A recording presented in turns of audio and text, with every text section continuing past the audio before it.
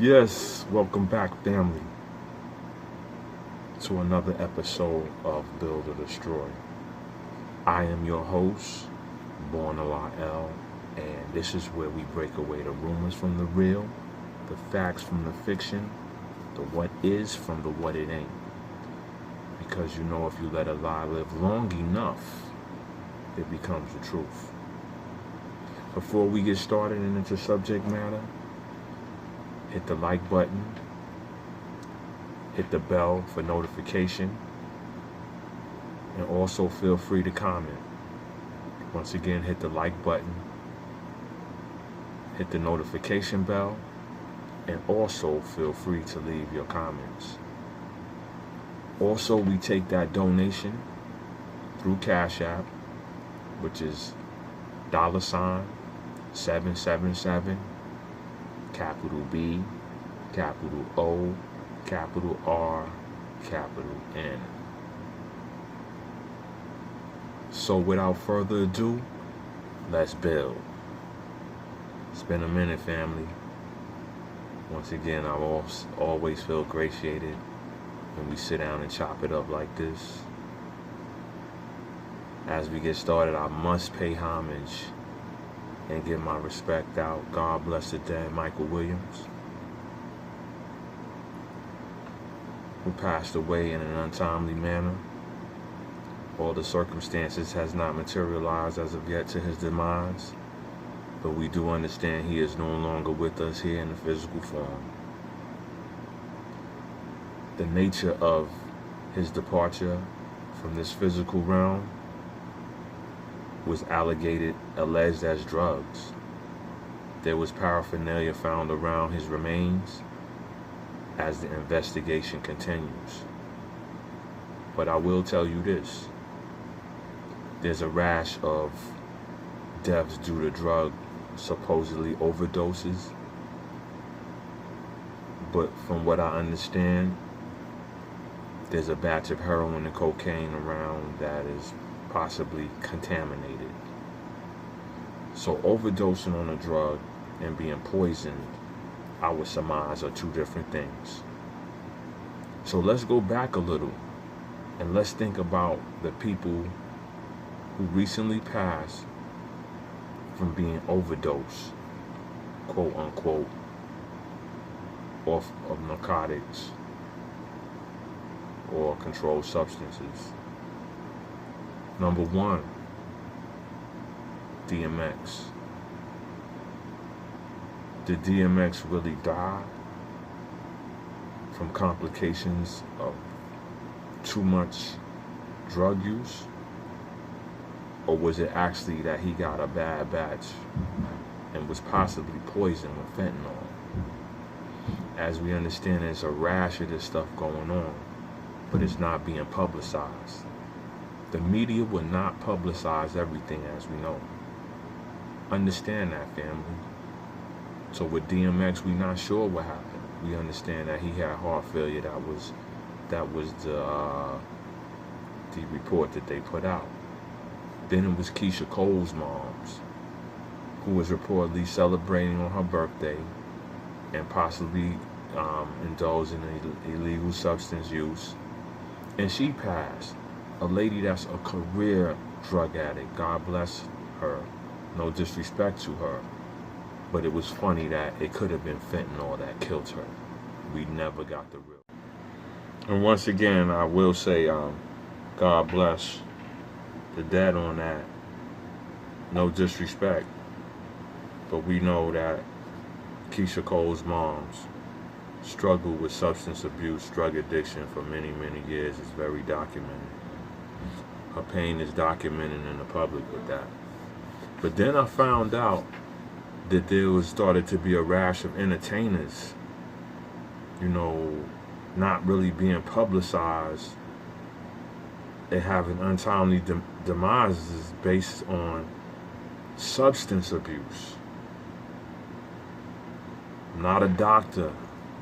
I'm not a substance abuse counselor, but I did grow up loosely and directly around drugs and drug abuse. From my understanding, You could have degenerative heart failure, lung disease, and everything. But generally, overdosing on cocaine, I guess it's pretty hard to do if you've been doing it for a number of years, unless you were actually poisoned, maybe. Not sure. I don't want to pass judgment on that, but I'm just following the trend, and I'm doing the knowledge and breaking it down. So once again, there was a rash of entertainers that met untimely demises, and their history of drug abuse was documented. And I'm not saying that you can't overdose. I'm just saying the trend is amazing right now. And we hear horrific stories about comedians and entertainers. And the main thing that struck me is comedians. And if you watch the trend, you'll see the movies that come out around current events have something to do with what's going on trending in current event. So due to this fentanyl thing affecting a couple of comedians, then they put the movie Top 5 out on TV. A lot of people may not remember Top 5. A lot of comedians were cameoed in this movie, and it's starring Chris Rock, who portrays a comedian who is going through sobriety, and they're not as funny as they used to be based on being sober now. So now the war within self is trying to get them back to use, to appease the crowd, to bring back his talent or skill set. He was deemed not humorous as a sober individual. And that led me to think, number one, look at the timing of this movie being put out on cable. Secondly, wow, that is a topic.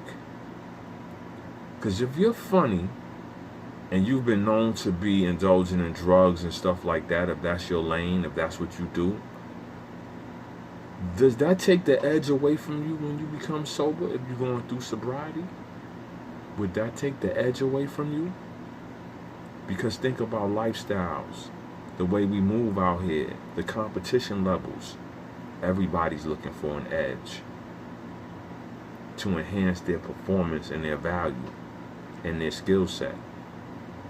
But ironically, in this movie, he was able to kick his habit, remain sober, and regain some semblance of his skill set and fame without falling off the wagon, as they say. So now I hear all of these comedians within the last 2 weeks who passed, and they overdosed. And I'm saying something ain't right now. Something is going on, and it's not being publicized. Even in the streets, there's a number of people that have fell out and passed away, and they saying overdose, but I think this fentanyl thing is invading that area and that lifestyle, and maybe that's the repercussion of it. Once again, I'm watching the bouncing ball on all of this. And not only that, I'm watching Raising Kanan. Peace, man. 50. You gotta keep that episode, you gotta keep it going every week, man. People get mad when it ain't a weekly thing. You know you can't put long ones out there and then don't have long ones all the time. Fiends start fiending, alright? So, salute to that project. I'm proud of you, brother. So I'm watching the episode of Raising Kanan, and in the episode, they make a bad batch of crack, and they add fentanyl to it to stretch it out. And I'm saying to myself, this is a current event. This show is about the 90s, the late 80s and early 90s. Why would that subject matter be in this show? Then I thought to myself, something's going on. This is current. This is relevant right now. That's why they put it in. It has more relevance now than it did in context of the show that they're trying to make it in the 90s. This is now. So they're showing you how drug dealers are stretching their work with fentanyl.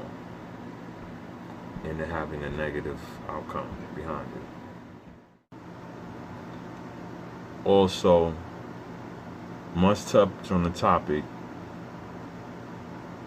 even though it happened months ago, the passing of Biz Markie, one of the most dynamic individuals in hip-hop history.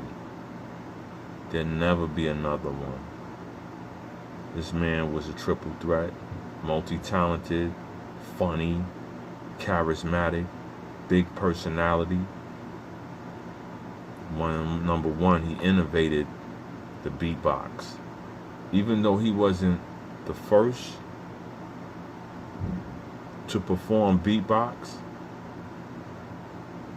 he came in with his own way and his own style of perfecting that art.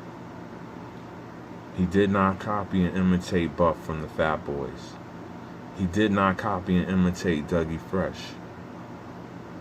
He's the human orchestra, Biz Markie. His style is so different and unique from the other two. I won't say he's third generation, but he's third on the origin list of that art form. He's the most dynamic member of the Juice Crew, which is like a dream team of artists. And each one of them, he was very influential in making them a star in their own way. MC Shan, okay? Roxanne Shante, okay? Without me and the Biz, no one would even know who Master Ace was, okay? Even though he's not on the symphony, I do not know why, but he is one of the most dynamic members of the Juice Crew. Younger kids know him today from You Got What I Need. But to true Biz followers from back in the days like myself, whose teenage years was carved with Make the Music for Your With Your Mouth Biz with TJ Swan, the Biz Dance, the Biz is going off, picking boogers. When this man transitioned back to the essence, it really hit me hard. These are my teenage years. The first time I stepped into a party, I heard Biz Dance. The first time I stepped into a club as a teenager, I heard This Is Something for the Radio. Dynamic music that transcends time. You could play it right now. It's fire. So let's pay homage to that man who's a hip-hop legend and an icon. One thing I must say, Biz, if you ever went to a party that Biz DJ, Biz shut it down. Biz is one of the most prolific DJs that will rock a party. You may not know that, but trust me when I tell you. So rest in peace to Biz. You always loved and never forgotten. Once again, my brother, rest in peace. We love you.